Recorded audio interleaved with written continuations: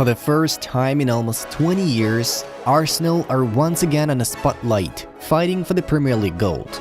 A huge credit goes to their boss, Mikel Arteta, who made it all work. How the Spanish coach manages this incredible team, what makes it special, and why being an Arsenal fan is now one of the most exciting things possible. Let's talk about all mentioned points in a second. Subscribe to the Football Club channel and let's get going!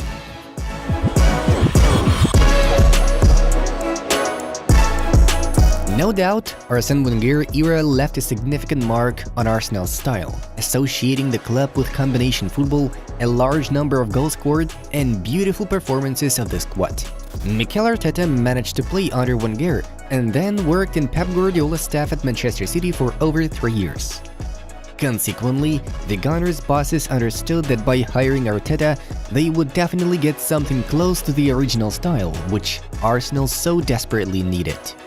Of course, there was a lot of doubt and criticism about this appointment. First of all, this was the first top-level experience for Mikel as a head coach. But the bosses still went for it, and they're finally beginning to reap the benefits of their decision. By the way, we would like to note an interesting moment from the day Arteta got appointed Arsenal boss. The Gunners made a now typical behind-the-scenes video of the newly minted coach's first day and posted it on the club's YouTube channel. Mikel, while greeting the staff and colleagues, not only shook their hands, but constantly repeated to them, "You're gonna have a lot of work to do." Let's not forget Arteta's arrival to Arsenal on December 20th, 2019 and triumph at the FA Cup right in the first campaign.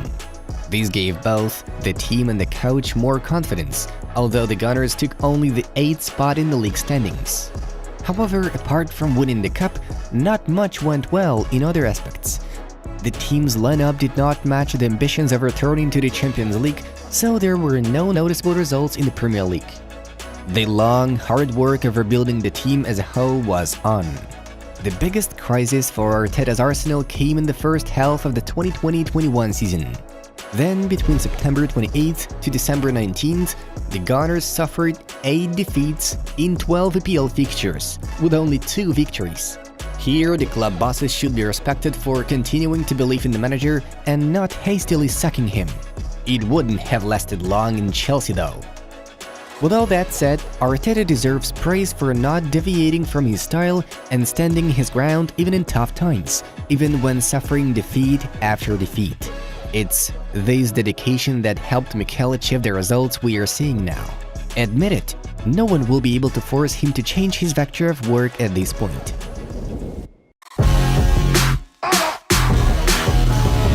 How Arteta and his team made up a roster which is currently tearing everyone apart in the Premier League is a separate topic. Here, one should know the coach's ability to plan for several years ahead and not make purchases in order to solve short-term issues. The first 2.5 years were used for dropping ballast and squad performers who will not help Arteta in the future of 3 to 5 years, as well as to gather the needed footballers for eventually forming a future dream team. Therefore, little by little, such characters as David Luiz, Shkodran Mustafi, Mesut Ozil, Pierre-Emerick Aubameyang and others left the Gunners' camp. Meanwhile, Bukayo Saka, Gabriel Martinelli, Gabriel Magalhaes and Martin Odegaard joined the first team. Last season, Arteta's sufficiently updated squad began to show the sprouts of the game the coach so wanted to see in the first place. Only a defeat to Newcastle United in the penultimate match week took the club away from the 4th place and Champions League qualification zone. For some, it became obvious that in order to overcome the last obstacle on the way to the football elite, the team is missing the final pieces of the puzzle. And the last summer transfer campaign was almost the perfect opportunity to fill the missing gaps. Firstly, William Saliba returned from loan and nailed the center of defense. Secondly, Alexander Zinchenko and Gabriel Jesus, who moved in from Man City, not only closed problematic on-pitch roles, but also brought the necessary championship experience. So, with pieces coming together, Arteta's plan finally started to shine bright. What is even more amazing, the roster is not showing even half of its full potential.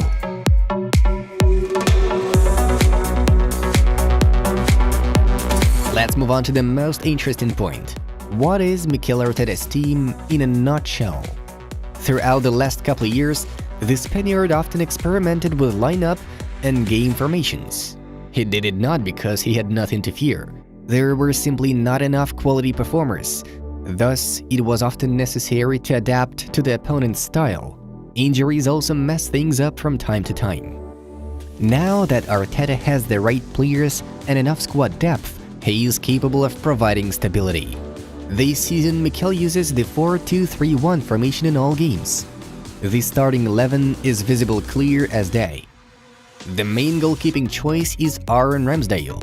Ben White is on the right in defense, Alexander Zinchenko on the left, Gabriel and William Saliba in the center.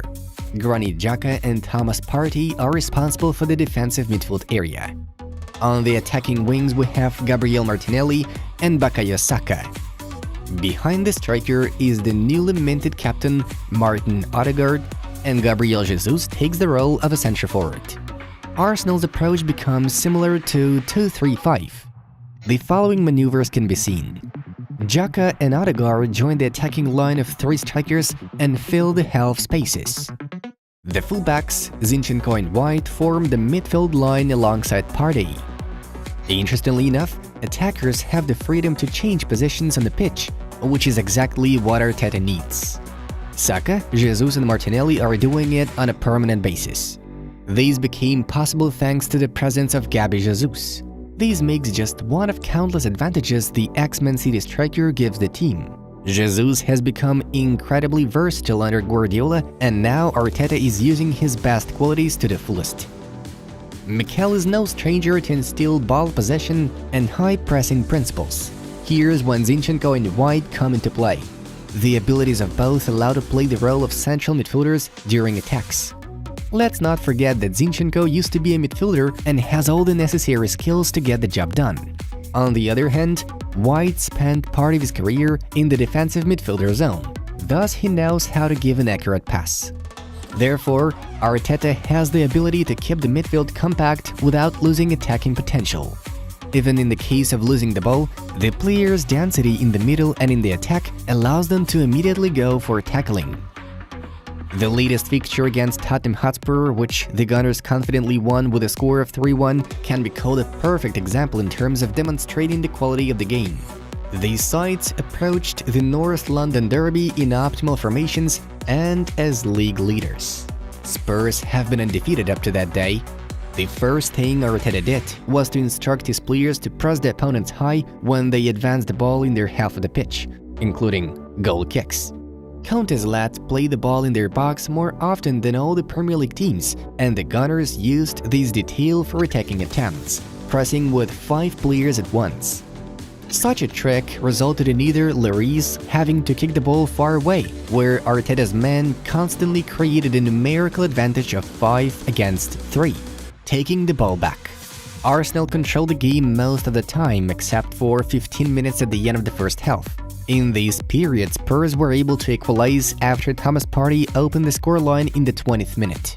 Tottenham hardly pressed during the match and had a poor display in the defensive block. In such performances, Bukayo Saka plays a huge role in Arsenal, and he should be noted separately. Bukayo is considered the best of all team players who is able to create killing chances, and Spurs could not find how to respond to such a weapon. It was he who was involved in both the first and second accurate shots against Tottenham. With this victory in the bag, Arsenal have 21 points in 8 match weeks, occupying the Premier League top spot, ahead of even mightyful Man City with a mad Norwegian Erling Haaland. Gunners supporters can be incredibly excited and finally looking forward to the team's next fixture. Sure thing, they can be understood. Arteta is building up something special at the Emirates, and it's very interesting to put an eye on. Why not dream of a long-awaited league goal after all? Write in the comments below where Arsenal will finish this season and whether the Gunners can compete for the title or not. On this note, we are to say goodbye, but not for long. Take care and see you soon!